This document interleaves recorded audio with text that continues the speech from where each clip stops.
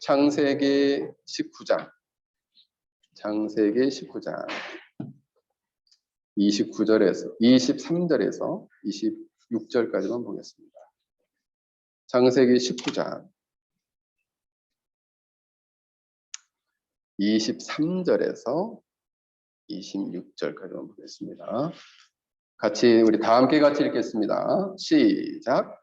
롯이 소알에 들어갈 때에 해가 돋았더라.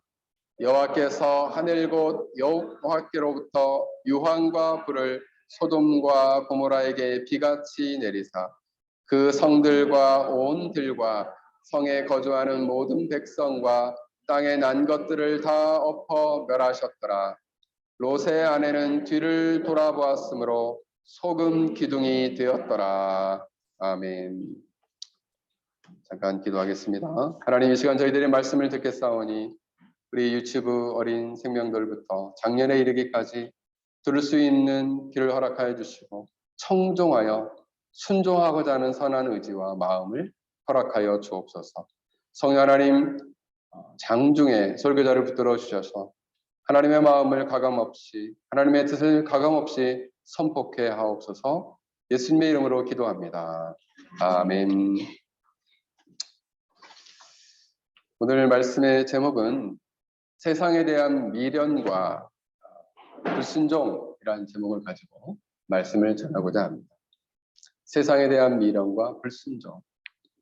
순종 시리즈 두 번째입니다. 이스라엘의 사해바다 남부 쪽에 보면 에드라라는 장소가 있습니다. 지명이 있어요. 이것은 1965년에 성서 고고학자들이 고고학 발굴을 시작을 했습니다. 그래서 거기에서 약 기원전 3100년 전부터 2250년까지에 있었던 도시를 발굴하였습니다. 바로 그곳이 에드라라는 곳이 바로 소돔이에요. 소돔. 그래서 고고학자들은 이곳이 가장 유력합니다. 그곳에서 15km 떨어진 곳에 누메이라라는 곳이 있는데 그것이 고모라라는 지역입니다. 창세기 14장에 나오는 5도시가 있는데 놀랍게 그 사해 남단에 5곳이 발견됐습니다.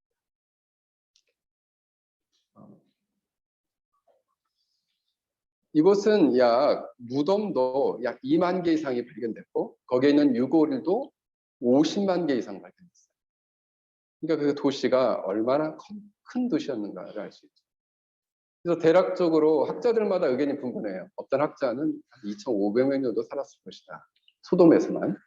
또 어떤 학자는 5만 명 정도 살았을 것이다. 가장 크게 부른 학자는 12만 명까지 부르요. 12만 명. 학자마다 의견이 다릅니다.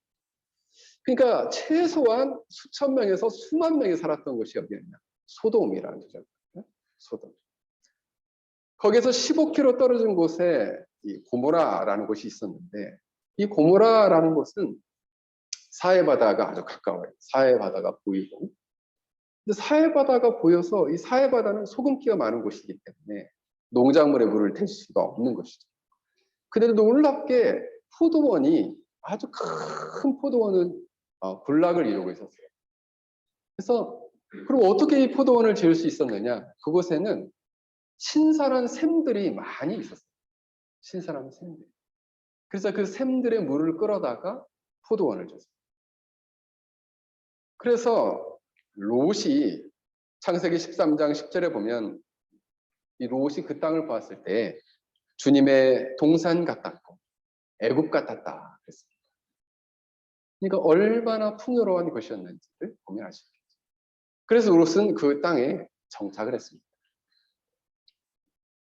그곳에 마침 두 천사가 찾아왔습니다. 성문 앞에 앉아 있다가 이 롯은 딱 깨달았어요. 이분들은 그냥 나그네가 아니고 특별한 분들이다 생각을 하고 방으로 자기 집으로 이렇게 들어오시라고 환대를 했는데 이분들이 아니다, 우리는 길에서 잘 거다 그랬어요. 길에서 지낼 거다 그랬어요. 그러지 마시고 들어오시라고.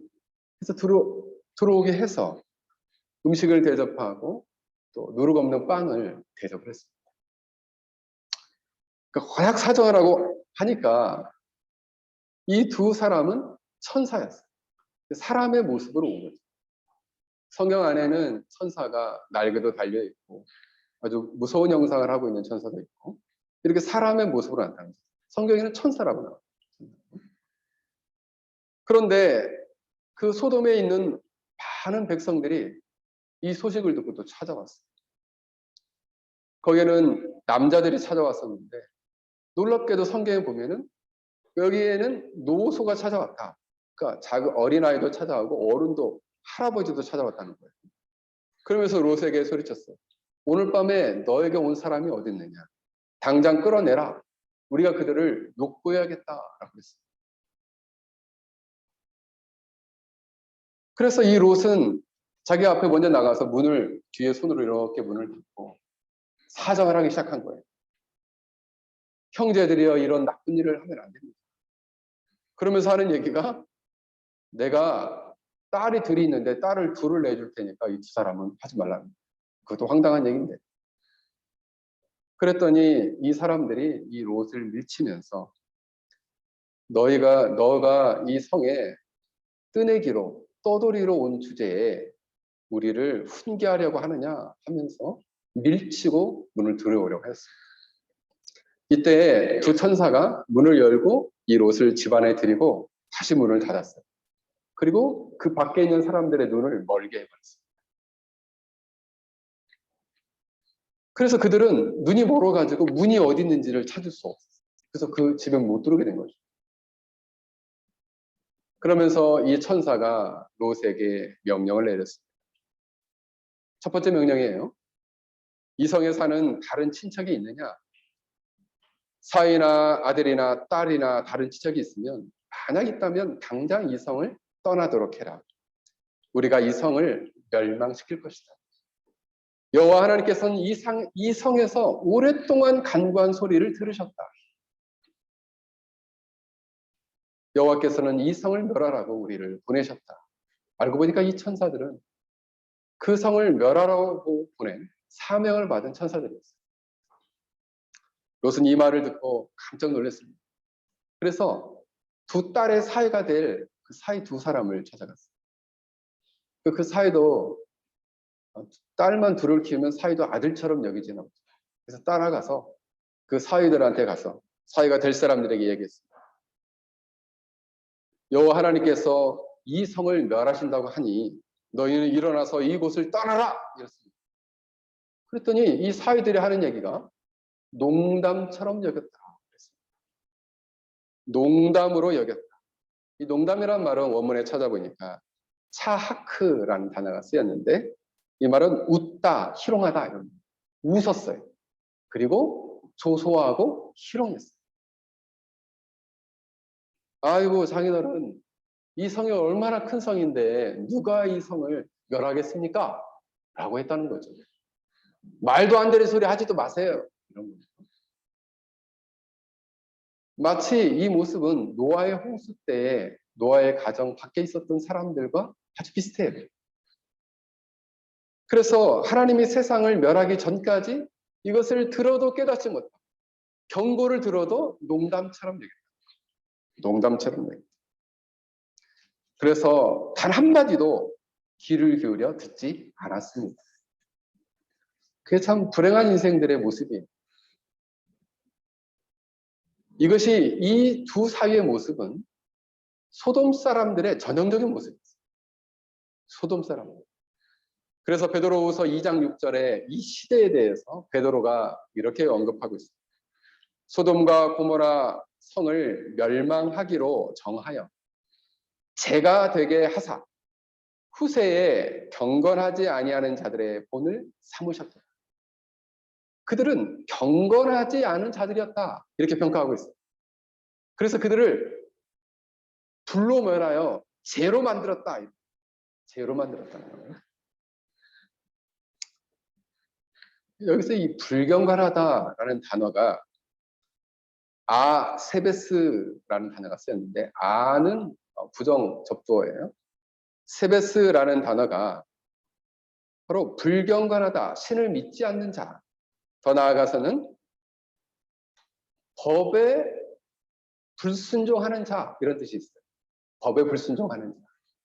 또는 지혜나 총명이나 견해를 악평하는 자. 또는 신을 멸시하는 자.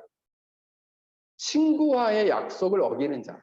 더 나아가서는 국가에 유지하는 질서를 반하는 자. 이런 뜻입니다.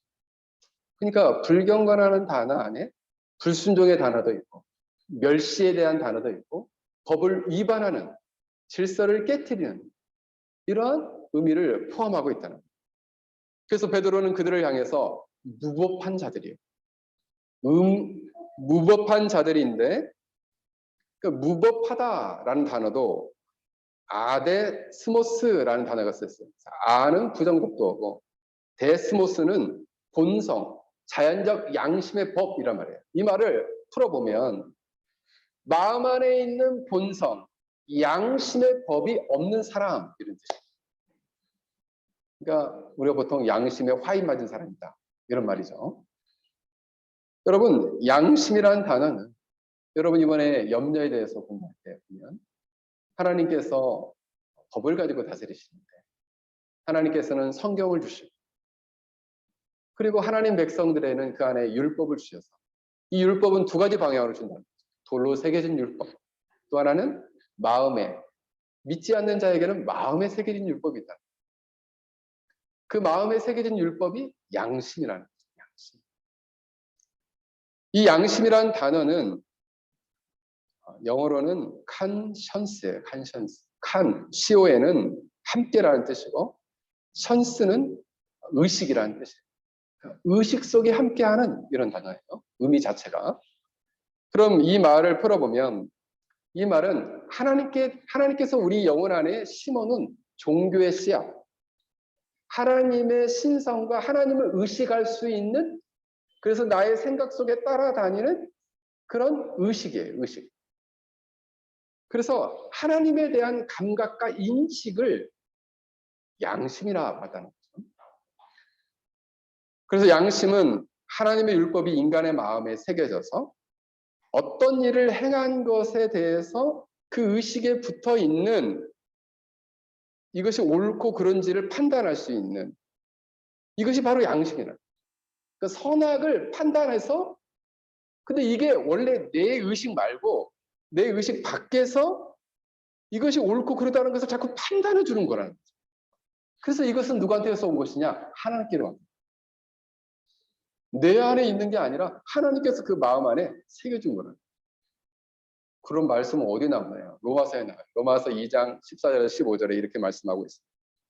율법이 없는 이방인은 본성으로 율법의 일을 행할 때에는 이 사람은 율법이 없어도 자기가 자기에게 율법이 되나니 이런 자들은 그 양심이 증거가 되어 그 생각들이 서로 혹은 고발하며 혹은 변명하여 그 마음에 새긴 율법의 행위를 나타내는 그 율법이 명확하게 자기 안에 새겨진 율법 그 양심이 자기에 대해서 명확하게 너 잘못하고 있어 너 바로 행하고 있어 라고 알려준다는 거예요. 그런데 이 소돔 땅에 있는 사람들은 이 양심이 없는 사람이에요. 이 양심이 없어진 사람이에요. 무법한 자들이에요. 그럼 이 사람들의 행동은 어떻게 나타났습니까? 음란한 행실로 나타났다. 이렇게 베드로후서에서 말씀하고 있어요. 이 음란하다는 단어도 보면은 엔 아셀게야라는 단어가 쓰였는데 엔은 인이에요. 인. 근데 아는 부정불변사고 셀게스는 금욕이에요. 그러니까 금욕 절제하는 것이 전혀 없는 이런 사람. 이 말은 뭐냐 하면 조금의 절제나 금욕이 없는 그런 방탕함을 일삼는 사람들 어느 쪽으로? 성적으로. 그래서 이 사람들은 동성연애를 전혀 부끄럽게 여기지 않고 이 로세 가정에 온 사람들이 남자인 걸 아는데 남자들이 찾아와서 그 남자를 내놓으라는 거죠. 그래서 동성연애자를 지칭하는 명사를 소돔이라는 단어가 쓰였어요. 그러니까 아예 그게 동성연애자의 명칭이 돼버렸어요. 소돔이. 그 소돔에서 따온 거예요. 성경에서 따온 단어예요. 동성연애자. 이것이 얼마나 많았는지 아예 대명사가 됐어요. 역사에 이르는 소돔이 하면 동성연애자예요. 지금도 영어로 그렇게 써요. 소돔이. 그들의 행식, 그들의 삶의 방식과 처신은 그들의 삶의 근본적인 태도와 방식이 음란하였고 금욕과 절제가 아예 없었어요. 금욕과 절제가 아예 없으면 마음껏 범죄했답니다. 마음껏. 한국에 지금 최근에 지금 약 5년 전부터 아주 심각하게 이 동성연애가 한국을 지금 강타하고 있습니다. 그래서 차별금지법이 통과되면 동성연애를 정당화하는 그런 수업이 초등학교 때 이루어지게 될 거예요. 영국처럼. 그래서 남자 엄마, 그다음에 여자 아빠를 인정하게 되는 그런 일이 일어나게 될 거라는 거예요. 그 어디서 그것이 출발됐습니까? 여기 소돔에서. 소돔에서 출발됐어요. 베드로후서 2장 12절에서는 뭐라고까지 이 사람들을 평가하냐면 이성 없는 짐승이다 이렇게 얘기했어요. 베드로가 얘네들 이성도 없다. 짐승이다. 그냥 인간의 모습을 가졌는데 얘네 완전 짐승처럼 산다. 아주 심각하죠. 근데 놀라운 것은 여기에는 어린아이도 있고 노인도 있어요. 그러니까 진짜 대책이 없는 것이죠. 여기서 천사들을 끌어낼 때 우리가 상관하겠다라는 단어를 쓰는데 원문에 보면 야다라는 단어가 써요. 이것은 남녀가 성적 관계를 맺고 알아간다 이런 말이에요. 그니 얼마나 이것을 공공연하게 이것을 내뱉고 정당하게 요구를 한다는 거예요. 그래서 여러분 잘 보십시오. 이들은 불경건이 가득한 곳이에요. 그들 안에는 불경건이 가득한 곳에서는 불순종하는 삶이 있고 불순종이 가득한 곳에는 불신앙하는 사람들이 가득했다. 그래서 아브라함이 그 땅에 있는 특히 롯을 생각하며 하나님께 간구합니다. 하나님, 저 땅에 의인 50명만 있어도 그 수천 명, 수만 명 중에서 의인 50명만 있어도 멸망시키지 않으실 거죠? 그럼 내가 50명만 있어도 멸망시키지 않으마. 하나님 5명 빼서 45명은요? 그래도 내가 멸망시키자. 하나님 죄송한데 40명은요? 40명은요? 내가 40명도 30명은요? 30명도 20명은요? 20명도 10명은요? 10명만 있어도 내가 멸망시키자. 6번의 요청을 받아들이셨어요. 이걸 보면은 참 하나님 좋으신 분이다 생각이 들어요.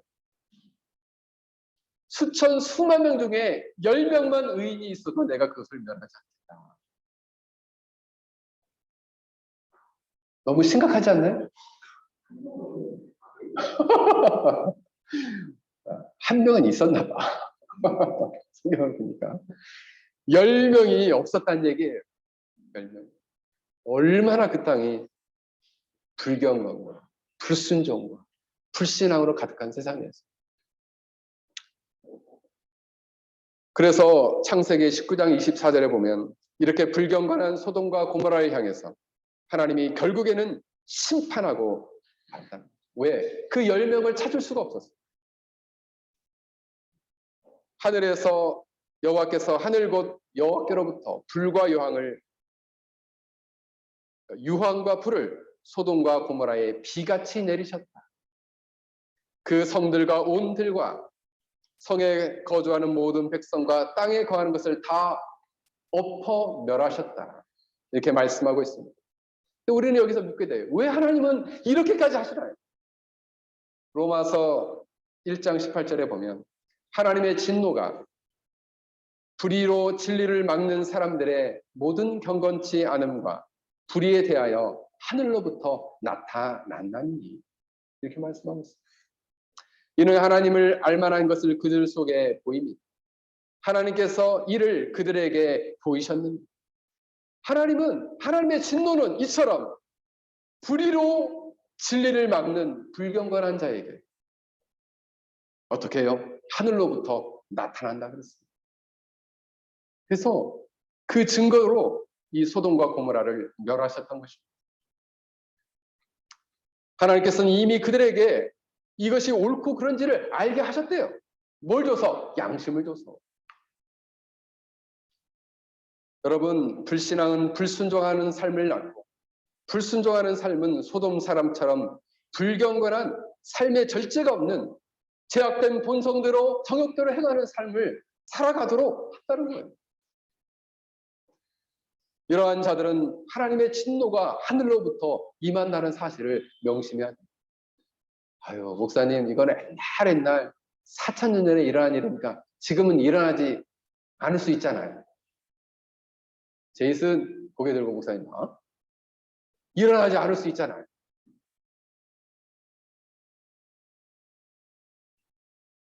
이렇게 생각할 수 있잖아요. 근데 생각해 보세요. 하나님은 4,000년 전의 하나님하고 지금 이 시대 하나님하고 달라요? 틀려요? 말이 틀렸네? 아니, 달라요? 똑같아요? 우리 현진아. 4,000년 전의 하나님하고 지금 하나님하고 다른 것 같아요? 똑같은 것? 똑같아요. 그렇습니다. 지혜라. 하나님 4,000년 전하고 지금하고 똑같은 것 같아? 다르신 것 같아? 똑같아. 우리 지율이는 똑같아. 그렇습니다. 우리 주일학교 학생들도 알아요. 똑같아요. 근데 우리는 생각해요. 아유, 그냥 구약이니까 이렇게 험하게 하셨죠. 지금에 그렇게 하시겠어요? 여러분 착각하지 마십시오. 하나님은 어제나 오늘이나 내일도 다 동일하신 분이세요. 예수님이 동일하시듯 성부, 성자, 성령 하나님이 동일하신 분입니다. 그러나 정작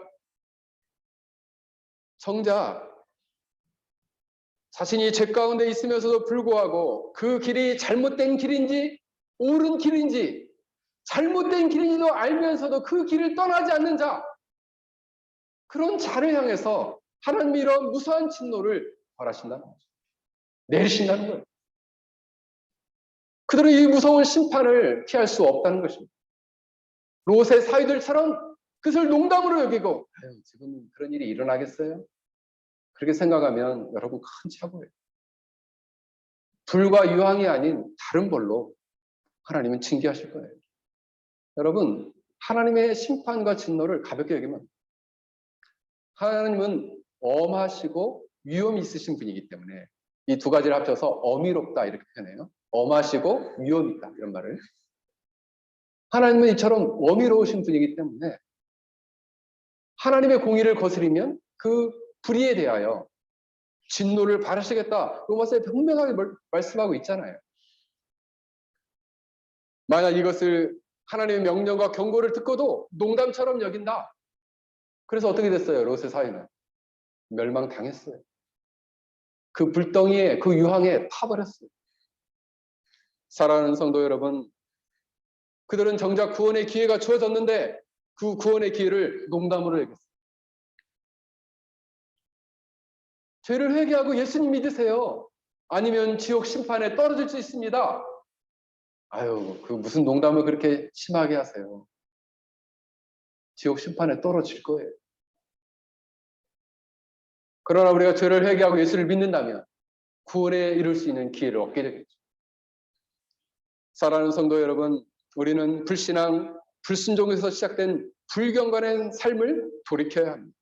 그리고 하나님의 명령을 듣고 순종하는 삶을 살아야 됩니다. 여러분들이 이와 같은 삶을 살 수 있길 주의 이름으로 간절히 축원합니다.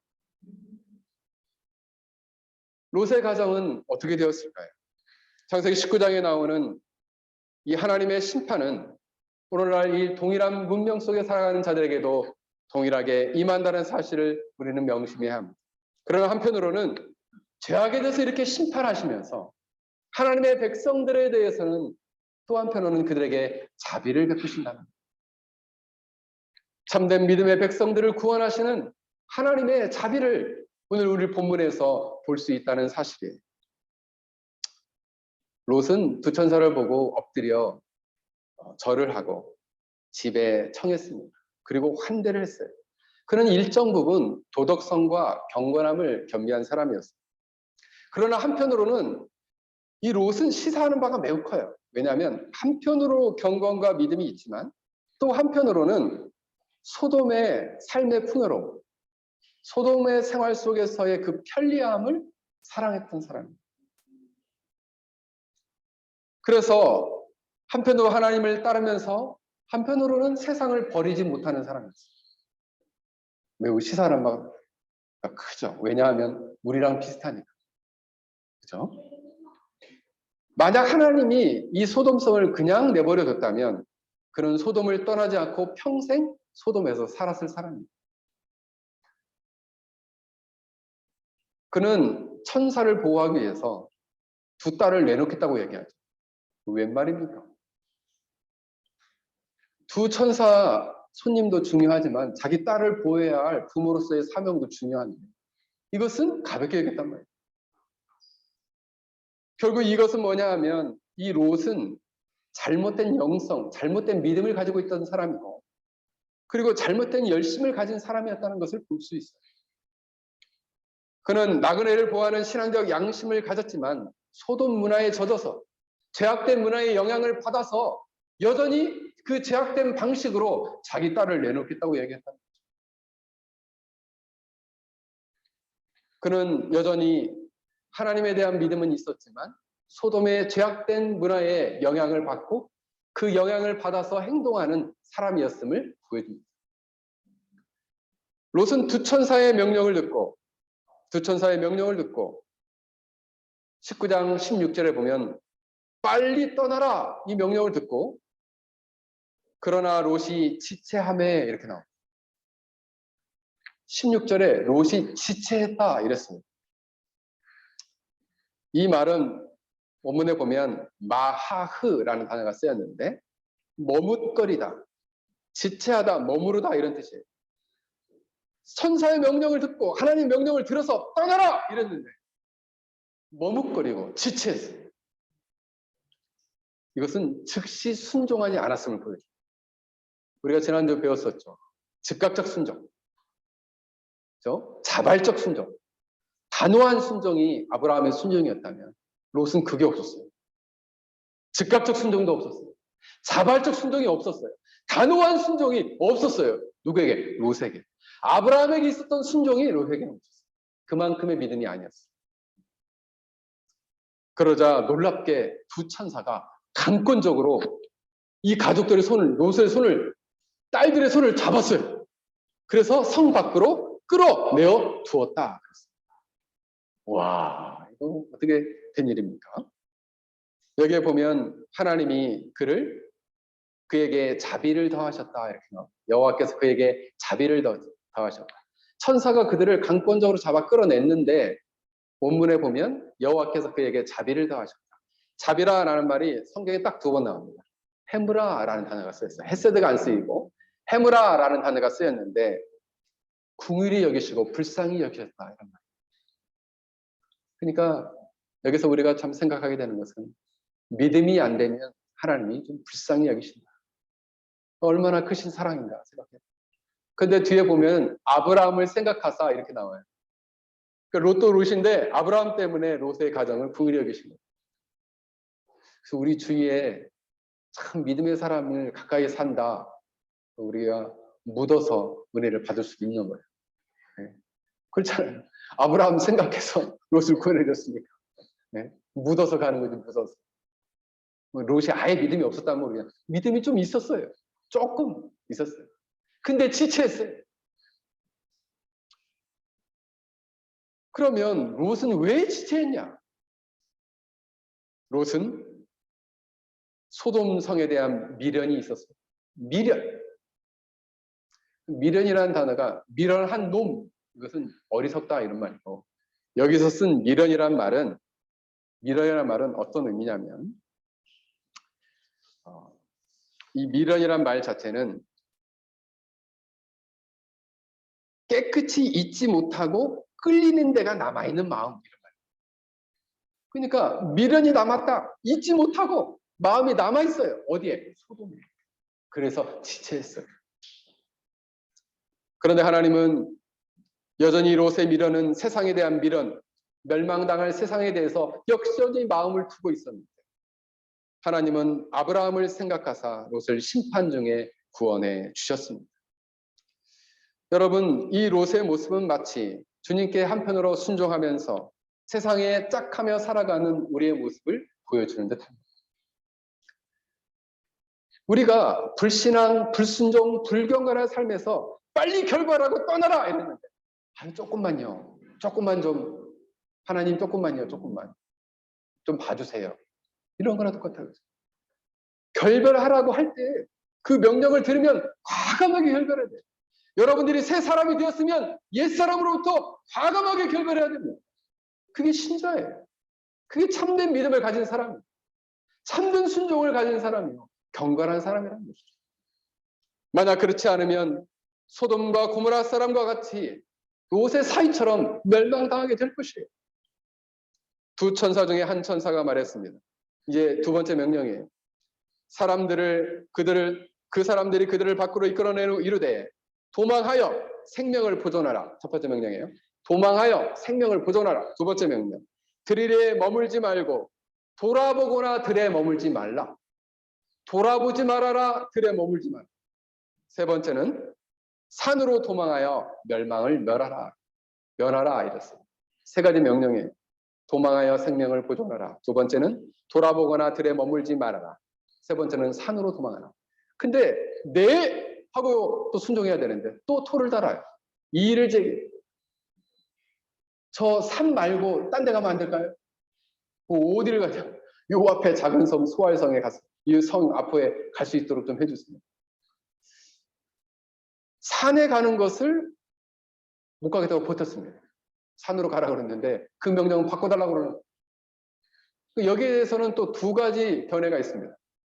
첫 번째는 멸망의 긴급성 때문에 막 다리가 너무 후들거려가지고 아유 천사님 나 산에까지 가는데 아유 도저히 못 갈 것 같아요. 이런 의견이 하나 있고 또 하나의 의견은 이 소돔성에 대한 미련을 버리지 못해서 나는 천사님 저는요 도시 생활만 오랫동안 해가지고 시골 가서 못 살아요. 산에 가서는 난 못 살아요. 나 이 성으로 좀 갈 수 있게 해주세요.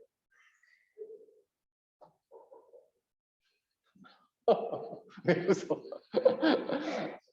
산에 가서는 못 살아요. 요 조그만 성이라도. 그러니까 뭐냐면 이런 얘기죠. 나는요 시골 생활은 안 되고요 도시 생활은 해야 될 것 같아요. 성으로 좀 바꿔주시면 안 될까요? 그런데 아이 그 소리 말고 빨리 산으로 가 이러질 않고 또 천사가 이것을 허락해 줍니다. 그래 그럼 내가 이 앞에 성까지는 멸하지 않겠다. 그 성으로 피해라 그랬습니다. 그래서 그들은 새로운 삶의 터전인 그 삶의 터전이 산이 아니라 들로 정했어요. 근데 여러분 30절에 가보면 결국 소알성에 갔다가 두려워서 다시 산으로 도망갑니다. 그 멸망을 보고 나서 결국 두려워서 산으로 도망가요. 가서 굴에 가서 살아요. 그러니까 결국 못 살아요. 근데도 롯은 왜 이렇게 두려워하면서 저는요 토를 달고 저는요 산으로 못 가요. 성으로 보내주세요. 왜 그랬을까요? 그 중심 안에는 어디를 가든지 무엇을 하든지 그와 함께 하시고 동행하시는 하나님에 대한 불신앙이 있었기 때문입니다. 하나님을 완전히 못 믿는 거예요. 하나님 밑에 요만큼 합니다. 완전히는 아닙니다. 믿음은 절대 의존이잖아요. 총체적인 의존이잖아요. 내가 산에 있든지 들에 있든지 굴에 있든지 하나님과 함께 하시면 살 수 있다는 믿음이 없는 거예요. 그러니까 나는 농사 짓고는 못 살아요. 산에서 나무 끊고 짐승 잡고는 못 삽니다. 난 도시가 살아야 돼요. 우리 중에도 이런 분들 계시죠. 난 시골 가서는 못 살아요. 이러면서. 여러분 사실 이 롯의 태도는 불신앙이 그 마음 안에 있을 뿐만 아니라 심판의 상황에 대한 잘 이해가 없는 거예요. 이것이 얼마나 장난이 아니고 심각한 상황인지를 이해를 못한 거죠. 그럼에도 불구하고 롯의 이런 연약한 믿음, 참 하나님 좋으세요. 그를 긍휼히 여기셔서 불쌍히 여기셔서 그를 그 성에까지 가도록 허락을 했습니다. 그리고 놀랍게 그 성에 들어갈 때 해가 돋았는데 그때까지 멸망을 시작을 안 해요. 그러면서 천사가 뭐라고 얘기하냐면 너가 피할 때까지 우리는 아무 일도 할 수 없다, 행할 수 없다 이렇게 얘기해요. 그러니까 하나님은 이 천사들의 자기의 사명을 명확히 알고 있었어요.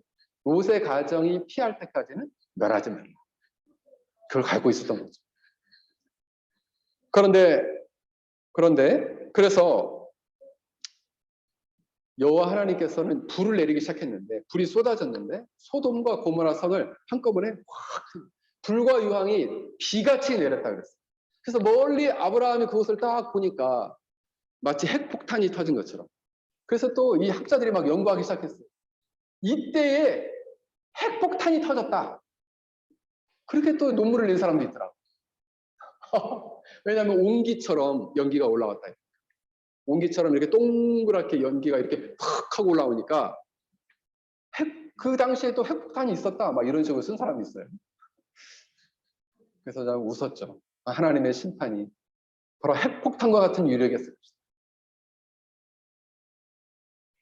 요즘도 이 우크라이나에 전쟁하는 모습을 폭탄이 터지는 모습을 수많은 사람들이 거기 고통을 주는데 한 도시 같은 경우는 거의 도시 8, 90%가 다 파괴됐죠. 여기는 그 정도가 아니라 완전히 그냥 땅까지 다 뒤집어져 버렸어요. 그래서 다 엎어 멸하셨다 이랬어요. 이 엎어 멸하셨다는 것은 아예 땅 밑에까지 다 뒤집어서 파괴하셨다는 거예요. 철저한 심판을 보여줘요. 철저한 심판. 그런데 롯의 지체, 롯의 미련처럼 이 롯의 아내가 롯의 영향을 받은 거예요. 근데 롯보다도 이 아내의 미련은 더 컸습니다. 그래서 어떻게 해요? 들에 머물지 말고 뒤돌아보지 말라고 했는데 이 아내는 뒤돌아봤어요. 롯의 아내가 뒤돌아보자마자 어떻게 됐어요? 소금 기둥이 됐다. 소금 기둥이 돼버렸어요. 어떻게 된 거예요, 이건? 어떻게 된 거예요? 지유라, 어떻게 된 거예요? 자, 이거 어떻게 된 걸까? 원준아, 이거 어떻게 된 걸까?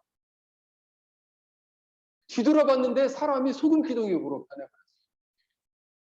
유진아, 이거 어떻게 된 걸까?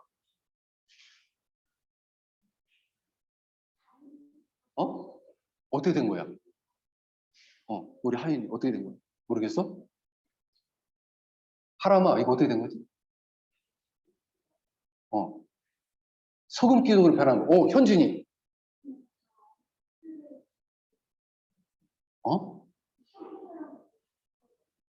다 쓸어서 죽여버렸어. 소금 기둥이 됐다는 것은 명백한 하나님의 심판을 보여줍니다. 그런데 놀라운 것은 여기서 이 소금 기둥이 되었을 때에 그것은 롯의 가정, 롯도 있었고 딸들도 있었는데 그 한 사람만 본 거예요. 그건 뭐예요? 가족 중에서 불순종하는 사람 한 사람 있으면 온 가족을 멸하는 게 아니라 그 한 사람, 개별적인 죄에 대한 하나님의 엄격한 심판을 보여줘요. 그러니까 거기 있어서 그냥 도매금으로다가 모두 네 사람 다 이렇게 소국기도 된 게 아니라 딱 그 한 사람. 그런데 여기에서는 이 롯의 아내가 뒤돌아봤다는 것은 결국 뭐냐 하면 그녀의 마음이 하나님의 약속과 나라보다는 세상의 더 화려함과 그 아름다움에 대한 마음이 훨씬 더 컸다라는 것을 보여줍니다. 육신은 이것을 떠나고 있었지만 마음은 여전히 소돔에 남아 있었다는 것이죠. 그래서 결국은 그 마음이 남아 있었는데 궁극적으로 뭐냐면 명령에 불순종했어요. 하나님 말씀에 불순종하다 그 불순종에 대한 벌로 바로 소금 기둥이 되었다라는 사실입니다. 사랑하는 성도 여러분, 이 소금 기둥이 되었다는 것은 소금으로 된 화석상이 되었다 이런 거예요. 소금으로 된 화석상이 되었다. 그래서 여기에서 우리는 칼빈은 두 가지를 말합니다. 뭐라고 얘기하냐면 하나님은 원래 인간이 소금은 아니잖아요. 근데 이 인간이 갑자기 소금이 됐다는 것은 하나님이 자연법을 초월한 초자연적인 역사와 심판을 내리셨다는 거예요. 다시 말씀을 드립니다. 원래 인간이 소금이 될 수가 없어요. 자연적으로는. 근데 그 사람이 소금이 됐다는 얘기는 하나님이 초자연적인 심판을 내렸다는 거예요. 그래서 원래 소금이 아니었던 존재가 소금이 돼버린 거예요. 초자연적인 심판을 내렸어요. 성경에 매우 드문 과정, 드문 광경이에요. 초자연법은 어떤 거가 있을까요? 홍해를 갈랐을 때 물이 벽처럼 솟어. 이거 초자연법이죠.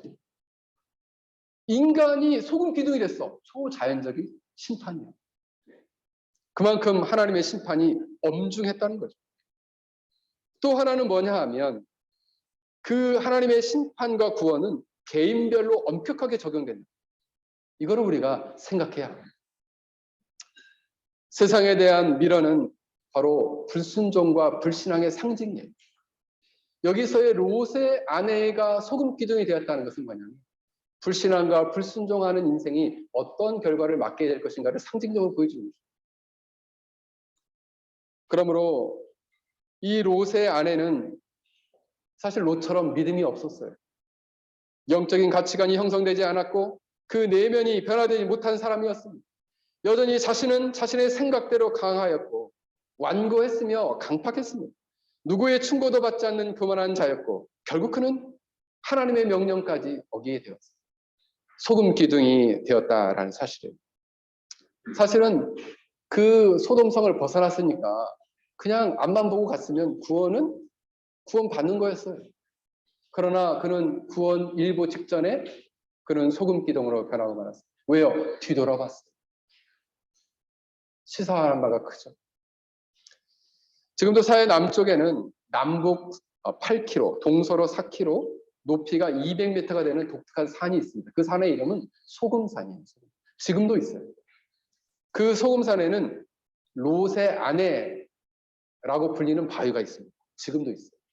그래서 여러분 구글을 한번 쳐보면은 이렇게 한 사람 모양처럼 생긴 그 큰 바위 소금산에 있습니다. 근데 이 소금산은 흙이나 돌이 없어요. 80%가 소금이에요.